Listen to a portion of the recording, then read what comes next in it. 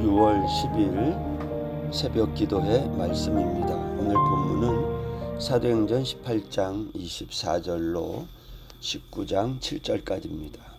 알렉산드리아에서 난 아볼로라 하는 유대인이 에베소에 이르니 이 사람은 언변이 좋고 성경에 능통한 자라.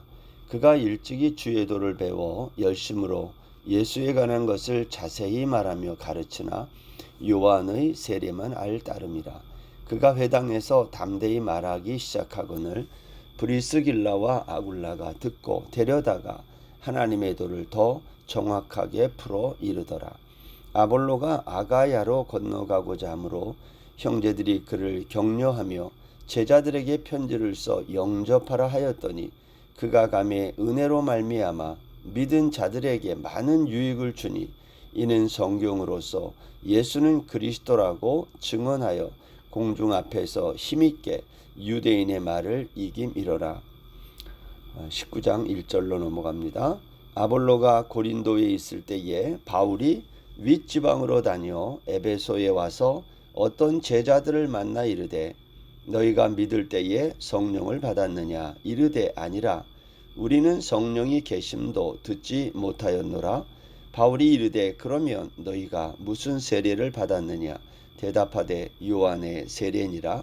바울이 이르되 요한이 회개의 세례를 베풀며 백성에게 말하되 내 뒤에 오시는 이를 믿으라 하였으니 이는 곧 예수라 하거늘 그들이 듣고 주 예수의 이름으로 세례를 받으니 바울이 그들에게 안수하며 성령이 그들에게 임함으로 방언도 하고 예언도 하니 모두 12사람쯤 되니라. 아멘. 오늘 본문에는 에베소라고 하는 지역이 배경이 되고요. 그리고 아볼로라고 하는 사람이 등장합니다. 아직 바울 사도가 에베소에서 3차 전도 여행을 시작하기 전으로 보여지는데 이때 이곳에 알렉산드리아에서 온 출신인 아볼로라고 하는 사람이, 이 사람은 유대인입니다. 이 사람이 에베소에 이르렀다. 오늘 이렇게 24절이 시작합니다. 알렉산드리아 출신의 유대인 디아스포라죠. 유대인이지만 알렉산드리아에서 태어나고 거기에서 배우고 자라난 사람. 알렉산드리아는 주전 332년에 알렉산더 대왕이 이집트 원정을 하면서 자기 이름을 따서 만든 도시입니다. 요세푸스나 탈무드에 의하면 알렉산더 대왕이 두로를 점령하고 지중해 해변을 따라 예루살렘에 도착했을 때 당시에 대제사장이었던 야두아라는 사람이 알렉산더 대왕을 맞이했다고 합니다. 화려한 제사장의 옷을 입고 한 무리의 제사장들을 이끌고 알렉산더를 맞으러 나온 이 야두아 대제사장은 머리에 관을 쓰고 손에는 금대접을 받쳐들고 알렉산더에게 가까이 다가와서 그가 그리스 최초의 왕이 되고 페르시아 제국을 정벌할 것이라는 이러한 예언이 기록된 다니엘서 8장 5절 말씀을 보여줬다는 겁니다. 알렉산더 대왕은 야두아 대제사장을 향해서 꿈속에서 노인을 본 일이 있다고 하면서 이때부터 유대인들이 알렉산더의 친구라고 불리게 됩니다. 여러분, 이 이집트의 알렉산드리아에 많은 유대인이 거주할 수 있었던 것, 그 이유가 바로 이 알렉산더의 유대인 배려 정책 때문이라는 겁니다. 알렉산드리아는요, 헬라 시대의 세계 문화, 경제, 무역의 중심지였고 로마 시대에 와서는 로마 다음으로 큰 도시로 학문의 중심지였다는 겁니다.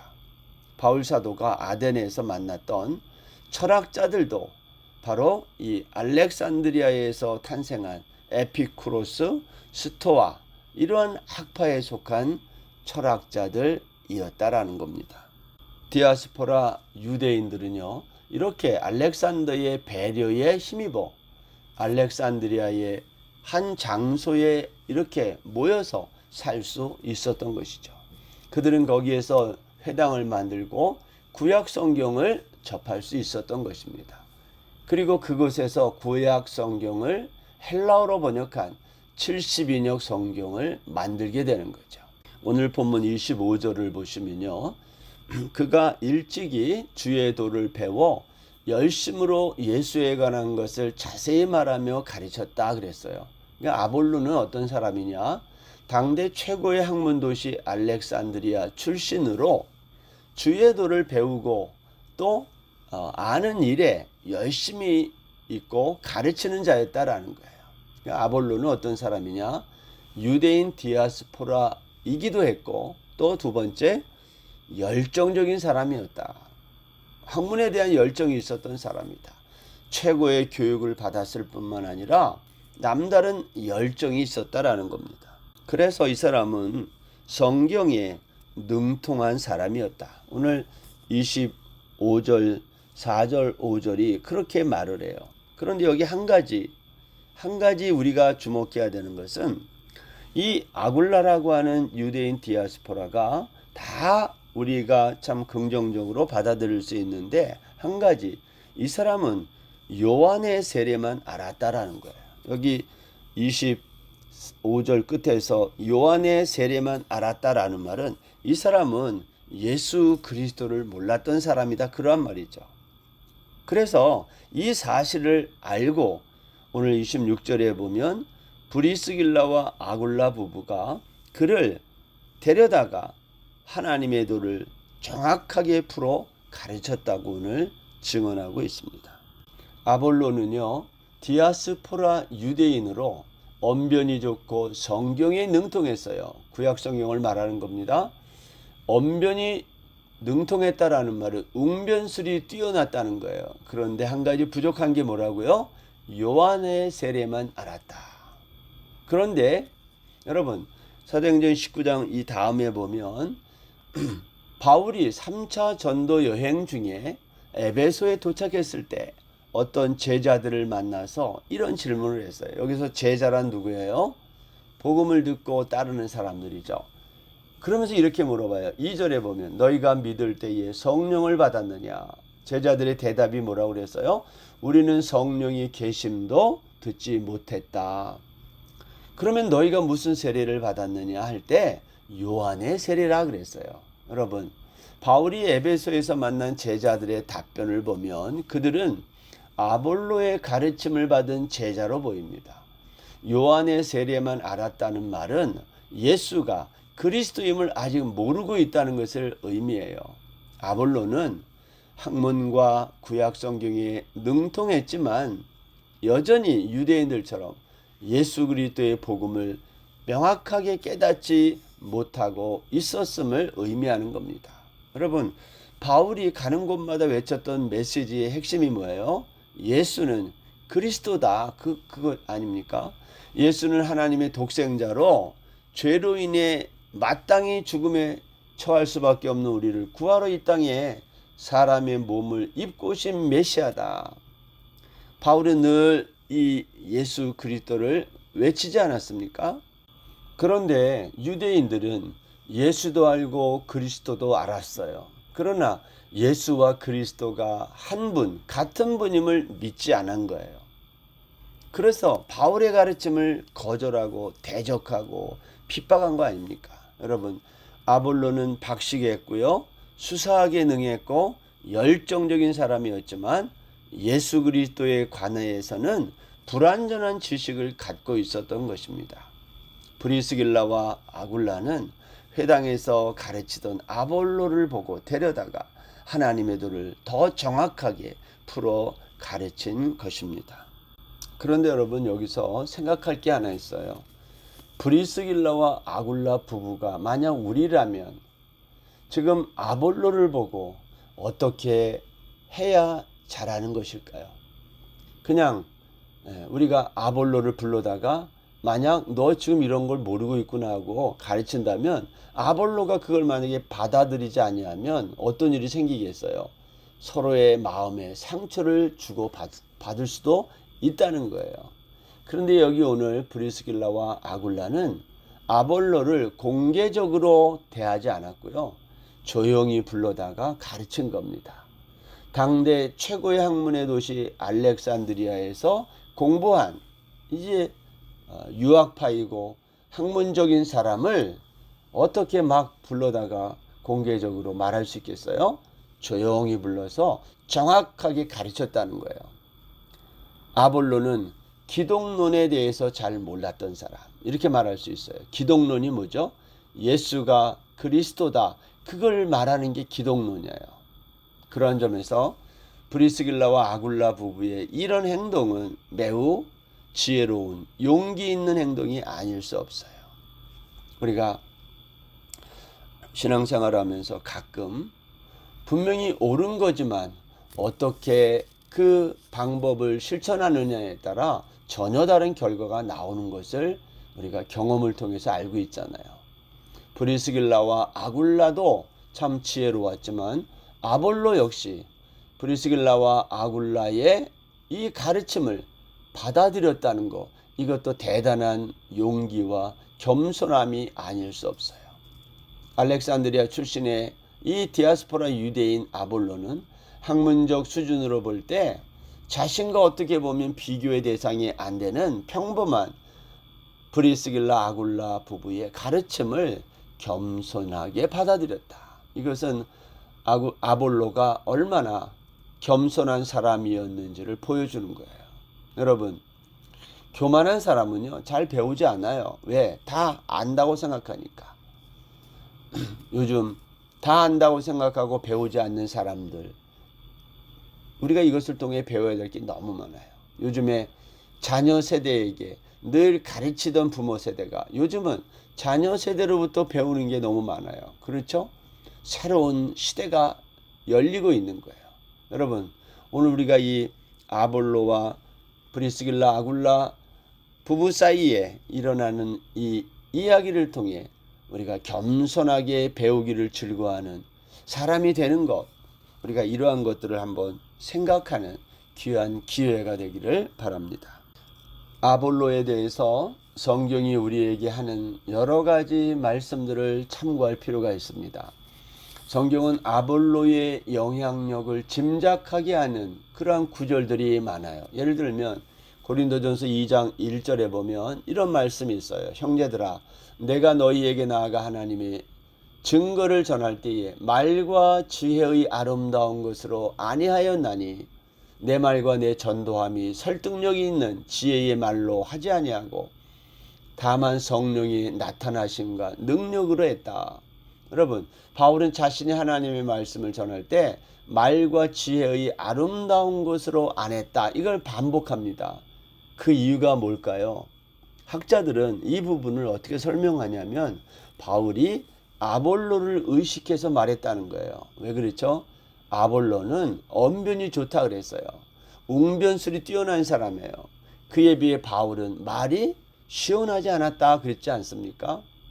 이것을 볼 때에 아볼로가 얼마나 웅변적으로 힘있게 설교했는지를 보여주는 거예요. 그런데도 아볼로가 이렇게 겸손하게 배웠다는 겁니다. 또 아볼로의 영향력을 짐작하게 하는 또 한 구절이 있는데 고린도전서 1장 11절 이하에 보면 이런 말씀이 있어요. 내 형제들아, 글로에의 지편으로 너희에 대한 말이 내게 들리니 곧 너희 가운데 분쟁이 있다는 것이라. 내가 이것을 말하거니와 너희가 각각 이르되 나는 바울에게, 나는 아볼로에게, 나는 게바에게, 나는 그리스도에게 속한 자라 한다 그랬어요. 고린도 교회 분쟁을 말하는데요, 여기에 바울, 아볼로에게 속했다는 말이 함께 나열되고 있어요. 이 말은 이런 거예요. 아볼로의 영향력이 바울의 영향력이 절대 뒤지지 않았다. 부정적으로 말하면 아볼로는 고린도 교회에 분쟁의 빌미를 제공한 사람이 될 수 있다는 것이지만, 긍정적으로 보면 그만큼 영향력이 있었던 사람, 바울과 조금도 우열을 가릴 수 없을 만큼의 동등한 영향력이 있었던 사람이라는 거예요. 바울 사도가 또 이렇게도 말해요. 고린도전서 3장 6절에 보면 나는 심었고 아볼로는 물을 주었으되 오직 하나님께서 자라나게 했다. 바울과 아볼로가 동등하다는 거예요. 어떤 점에서? 하나님 앞에서 쓰임을 받았다는 점에서 바울이 이걸 인정한 겁니다. 여러분, 우리가 아볼로의 탁월함을 살펴보는 것은요, 우리 가운데에도 아볼로와 같이 뛰어난 사람들이 있다는 것을 알아야 된다는 거예요. 고린도전서 16장 12절에 보면 형제 아볼로에 대하여는 그에게 형제들과 함께 너희에게 가라고 내가 많이 권하였으되 지금은 갈 뜻이 전혀 없으나 기회가 있으면 가리라, 이런 말씀이 있어요. 고린도 교회에 분쟁이 일어났을 때 바울이 아볼로에게 고린도에 가서 사역하라고 권한 겁니다. 그런데 아볼로가 가지 않아요. 왜 안 갔을까요? 여러 가지 이유가 있지만 그 중에 하나가 무엇일까요? 바울의 사역에 누가 될까 해서 사역을 했다는 거예요. 우리는 여기서 두 사람의 일하는 아름다운 동역의 모습을 봅니다. 바울과 아볼로는 영향력 있는 고린도 교회의 리더들로, 그러나 서로 시기하거나 질투하지 않고 겸손하게 교회를 생각했던 사람들. 여러분, 고린도 교회의 입장에서 볼 때 바울이 선임자고요, 아볼로는 후임 목사라 할 수 있어요. 그런데 교회 안에 파벌이 생겨 분쟁할 때에 바울과 아볼로는 성도들에게 상처가 될까 염려되어 고린도 교회를 서로 피하고 이렇게 가지 않고 있음을 보게 되는 거예요. 교회 안에는 사실 바울파도 필요하고 아볼로파도 필요한 겁니다. 하나님이 다 필요해서 보낸 것 아닙니까? 다만 우리가 겸손하게 하나님의 교회를 섬기고 있느냐는 거예요. 오늘 말씀을 정리하면 이렇습니다. 알렉산드리아 출신의 아볼로는 디아스포라 유대인이었다. 그는 알렉산드리아 최고의 학문과 교양을 쌓은 사람이다. 거기에 열정까지 있었다. 그런데 하나님은 그런 아볼로를 에베소에 보내어 브리스길라와 아굴라와 같은 겸손하면서도 용기 있는 사람을 만나게 하여 아볼로를 한 단계 업그레이드 시켜 고린도 복음화를 위해 귀하게 사용하셨다는 거예요.